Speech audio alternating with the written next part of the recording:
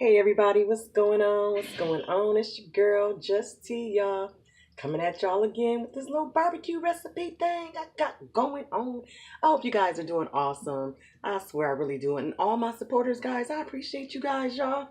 I have hit over 1,000 subscribers, y'all. Okay. I appreciate you guys so much. And I really wanted to do like a shout out video. But I've been under the weather a little bit. My asthma have been messing with me some. So I'm on some meds, on some steroids a little bit for about 2 weeks, but I'm feeling better right now. And it's such a nice day out. I'm going to barbecue. So I have a barbecue chicken video. You guys going to have to go and watch that. I'm going to try and link that in here too. But right now I'm going to show you this ribs. We about to put some ribs on the grill. Okay. So these ribs, you guys, I brought from Kroger's. Now they were already seasoned. As you can see, they were seasoned. This is a Kansas style rub that they have on them. Now, I didn't buy them because they were seasoned. Now, the seasoning on them, don't get me wrong, it's really, really, really, really delicious. But I just already wanted them cut. I didn't feel like going through all that, cutting no flap off of no ribs and all of that. So that was my main reason for getting them. But now I'm just going to take off this membrane, which is going to be down here because we want some of that seasoning to get up under there. Right, babe? We want some seasoning to get up under there. So what you're going to do is you're going to get yourself a knife and you want to lift up under this membrane. You want to at least be able to start to pull it. And I have a paper towel here because sometimes it helps to pull it with the paper towel. So I just grab a part that I got pulled up with the paper towel and you want to pull it. You want to pull that whole membrane off in one if you can. Sometimes I can get it in one and sometimes it don't work like that for me. So I'm going to see if I can. But you just want to pull that off. That's going to also help make your meat a whole lot more tender too. You take that membrane off of there. Especially people while the meat is dead. It is dead. Like I'm gonna go up to them like, let me get your membrane off right now before they kill you, please.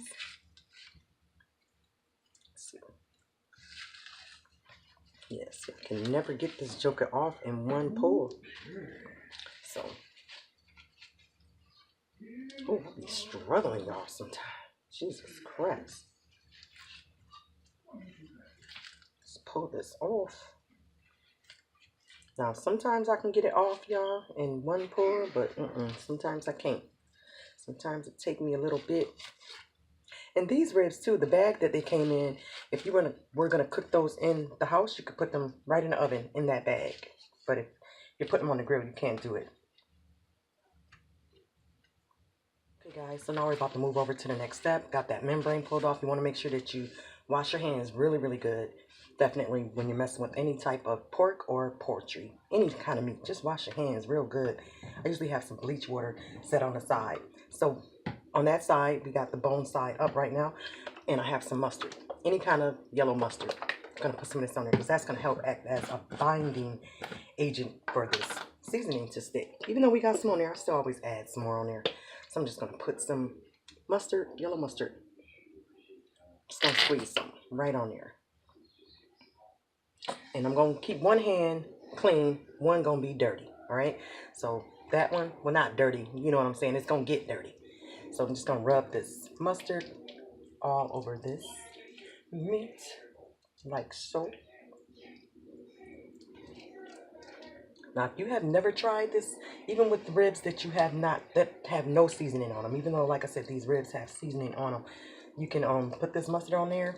I'm telling you, it's not going to add like some mustard-y flavor to your meat. It's just going to act as a binder. And I'm just going to take some of this rub. Oh, I feel like I got to sneeze. And I'm just going to start putting some of this on here. Now, how much rub you put on yours, it depends on your taste buds. Now, this rub that I have is not a salty rub, so I can be liberal with it when I'm using it.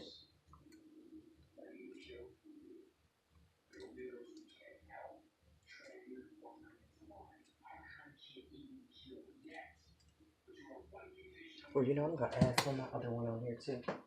Sorry. Some of that, I put some of this on my chicken, too, but it's that Kansas City rub. I'm going to put some of that on here as well, because that's not salty either.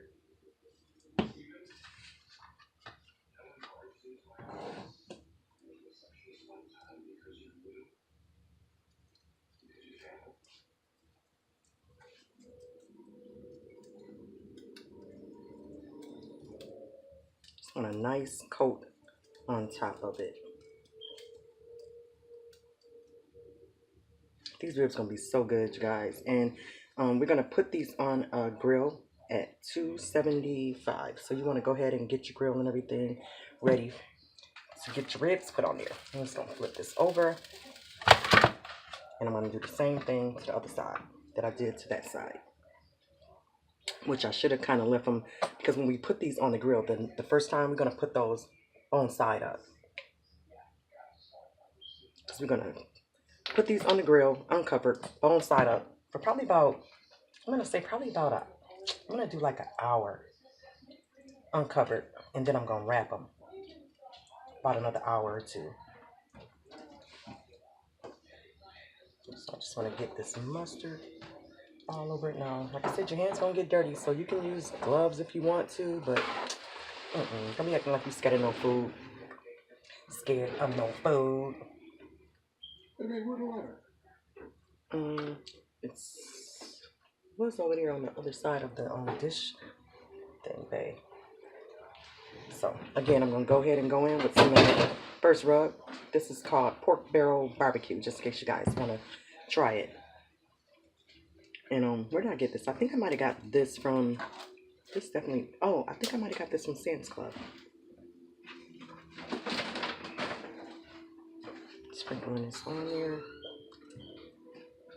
And then I'm going to go in with that Kansas City barbecue rub. That's going to help give it some nice flavor too.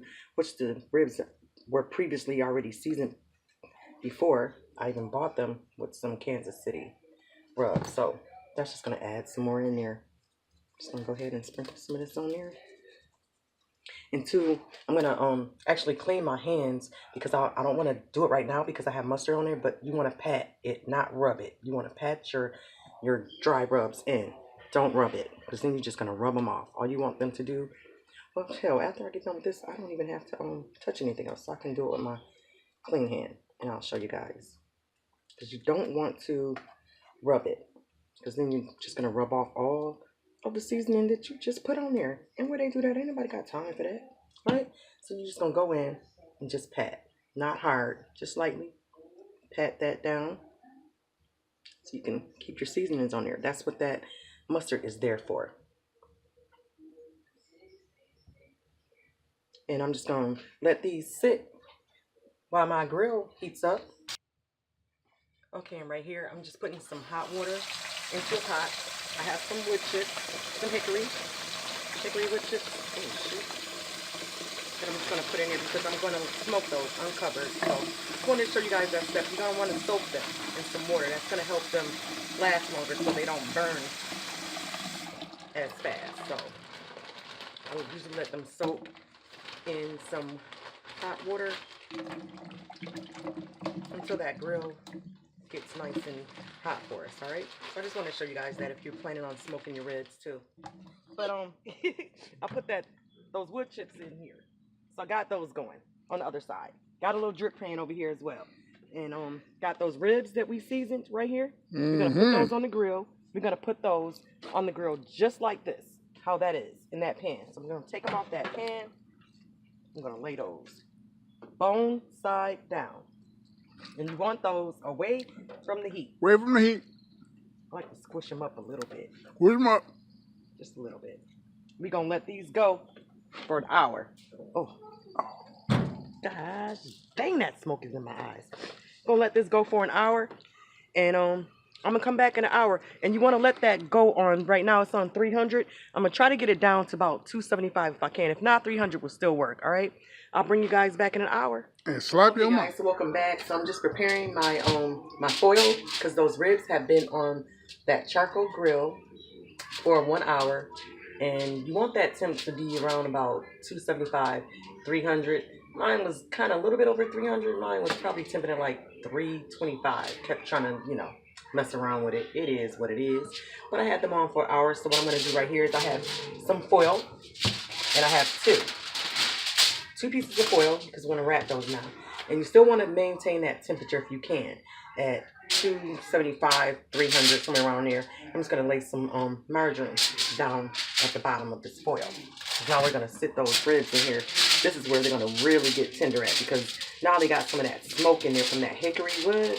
And so now I just want to lay some margarine down in there. And you can use butter, it's whatever you want to use. But I want to make sure this is at the bottom when I lay those ribs on top of here. And we're going to lay those bone side up. Now you don't have to use any margarine or butter, but I promise you that's going to help with those. It's going to be nice, very tender. So let me grab the ribs real quick.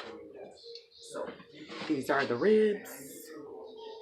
That was them coming out after an hour being uncovered, letting them get some smoke in there. And now I'm just going to lay these right on here, on that foil. And now I'm just going to wrap them. So we don't even have to put any on top. Really don't. You can if you want to. Put a little bit on top. Yeah, I actually think I am. I'm just going to put a little bit on top. Not a lot. It's a little bit. But I like to sit mine at the bottom because eventually that's where this is going to go. To the bottom of that. And so now you just want to wrap your ribs. You want to wrap them really, really tight. So that's why I'm using 2. If you don't have that heavy duty foil, then go ahead and use 3 if you have to. But you want to make sure that the ribs are wrapped nice and tight. And so I'm going to put these on to that grill at 275, between 275 and 300. I'm going to let these go for 1 hour. Okay, everybody, welcome back. So what I went ahead and did is I had those ribs on the grill for 1 hour. I went in and checked them and wrapped them back up, and I put them back on the grill again for 1 more hour. So total time covered up was 2 hours. So now I'm about to unwrap them. Gonna put some barbecue sauce on them and put those back on the grill for probably about maybe close to 1 hour, but still indirect heat. Don't want to right over your flames, all right? You definitely don't want to keep it over your flames. It's just gonna burn your barbecue sauce. So I'm gonna go in and see what they're looking like right now.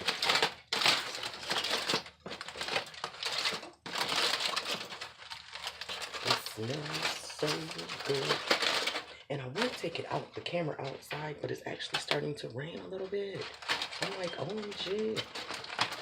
Look at that, y'all. They are looking good.